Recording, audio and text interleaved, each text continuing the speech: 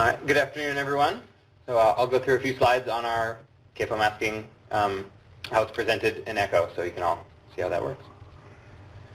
So just a little bit of background. When the NIPTES electronic reporting rule was introduced, there were many comments received from the animal agriculture sector with regards to privacy, security, management of confidential business information, and EPA's current practice of posting inspection information on unpermitted CAFOs on its ECHO website, which is publicly available.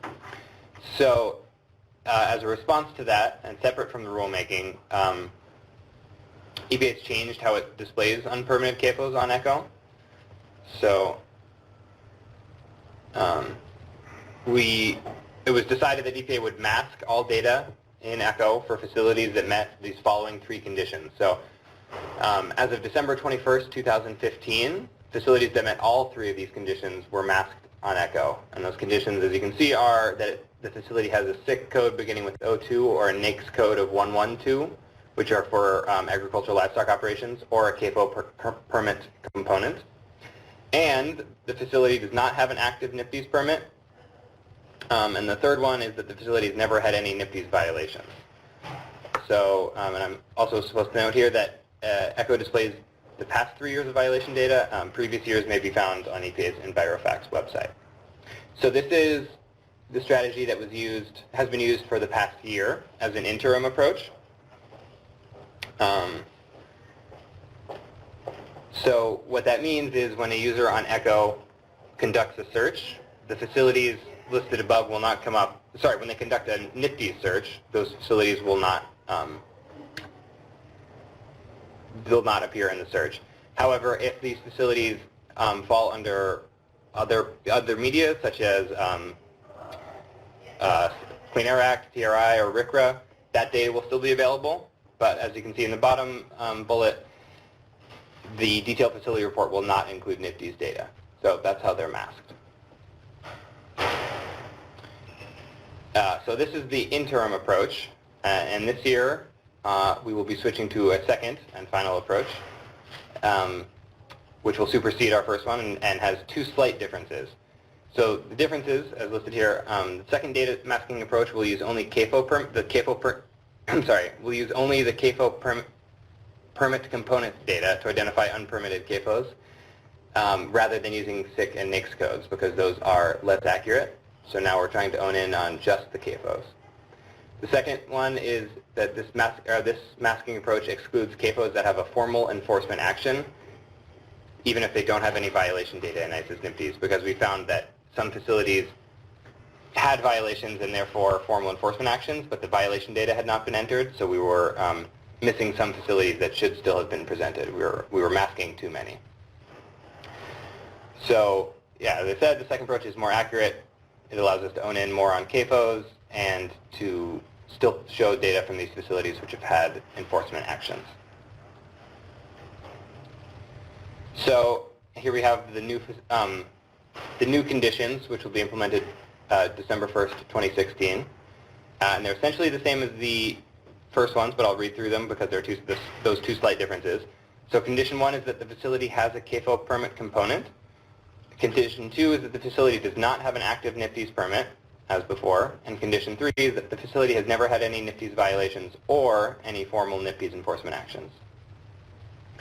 And as was noted before, ECHO displays the past 3 years of violation data. Previous years may be found on EPA's Envirofax website. So if a state wants to update how they identify their unpermitted CAFOs in ICE's NIPTES to use this CAFO permit component that we're now relying on, you should get in touch with Steve Rubin. His phone number and email are on this slide here. So in particular, you can send him a list of all the NIPTES IDs that require a CAFO permit component, and he will perform the necessary data updates in ICE's NIPTES. So that will allow the correct masking of the right facility.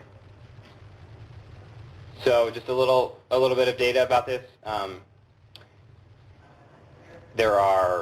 So the total number of unpermitted CAFOs, this is from last month. There were 1,582 unpermitted CAFOs in ICE's NIPTES. Of these, 1,300 had no NIPTES violation data, and as you can see, 53 of those had formal enforcement actions. So Those are now being unmasked, which leaves us with 1,247 being masked, according to this second approach. So I should note that if you go on to EchoGov and conduct this search right now, you won't get exactly these numbers because we are still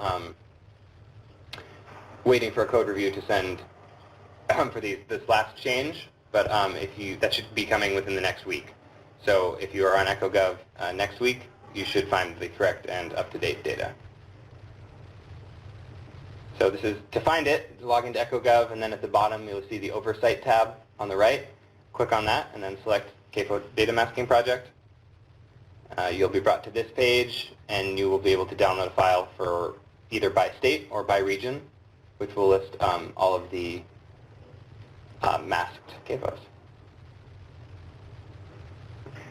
Great, thank you, Jesse. Any questions?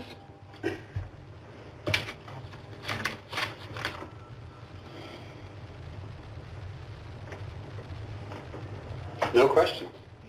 All right, you're off the hook. Thank you. For now. Okay, so that